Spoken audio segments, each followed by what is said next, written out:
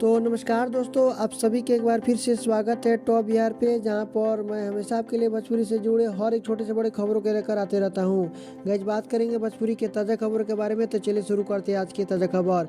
पहली खबर निकल कर रही भोजपुरी के सुपरस्टार सिंगर समर सिंह की तरफ से, जिनकी एक ब्लॉकबस्टर सॉन्ग नमरिया कमरिया में खोज देम, नमरिया कमरिया में खोज देम, यह सॉन्ग 100 मिलियन प्लस व्यू पार कर लिया और साथ में 422 के लाइक और 10 के कमेंट के साथ। इस खुशी में समर सिंह अपने सोशल मीडिया अकाउंट के माध्यम से अपने फैंस को बहुत सारी बधाई भी दिए और केक भी काटे हैं अपने मित्रों के साथ। अगली खबर निकल कर रहे लेडी सिंगर प्रियंका राय जी के तरफ से, जिनकी एक छठ पूजा का सॉन्ग सिन्हा के घाट। इस गीत को लिखे हैं बीरू जी और संगीत से सजाए आर्य शर्मा जी। सिन्हा के घाट जो कि प्रियंका राय जी का यह गाना है, इस गाने को खुद सपोर्ट कर रहे हैं भोजपुरी के सुपरस्टार सिंगर प्रमोद प्रेमी यादव जी। यानी कि प्रमोद प्रेमी यादव जी प्रियंका राय जी के गाने को सपोर्ट कर रहे हैं, क्योंकि खुद अपने सोशल मीडिया अकाउंट के माध्यम से इस गाने के पोस्टर को शेयर किए और बताएं इस गाने को आप लोग सपोर्ट करिए। इस गाने को आज ही रिलीज किया जाएगा सुबह में प्रमोद प्रेमी एंटरटेनमेंट के यूट्यूब चैनल के माध्यम से या किसी और चैनल के माध्यम से भी रिलीज किया जा सकता है। अगली खबर निकल कर भोजपुरी के दबंग सुपरस्टार खेसारी लाल यादव जी की तरफ से, जिनकी एक सुपरहिट मूवी डोली सजा के रखना। इस मूवी के सेट पर से कुछ वीडियो और कुछ तस्वीरें वायरल हुई है, जो कि इस प्रकार आप लोग देख सकते हैं।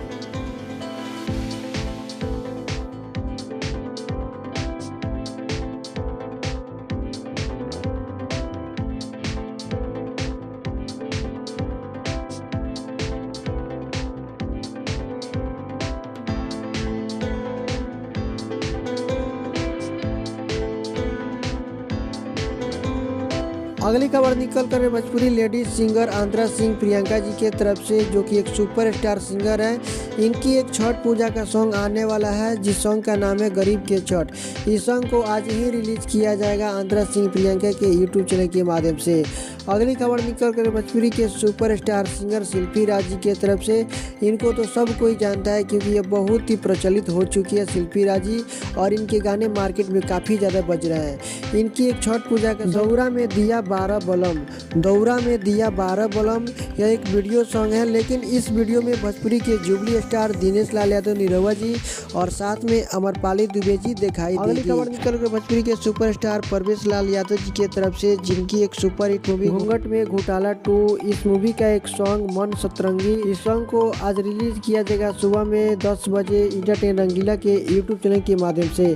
अगली खबर निकल कर भोजपुरी के पावर स्टार पवन सिंह के तरफ से, जिनकी एक मूवी एक दूजे के लिए, इस मूवी के एक सॉन्ग को 8 तारीख को रिलीज किया जाएगा सुबह में 6 बजे एंटरटेन रंगीला के यूट्यूब चैनल के माध्यम से, जिस सॉन्ग के नाम है करेजा 24 घंटा, करेजा 24 घंटा।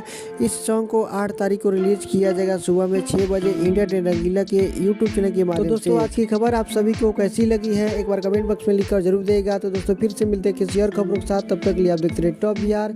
जय हिंद, जय भारत, धन्यवाद।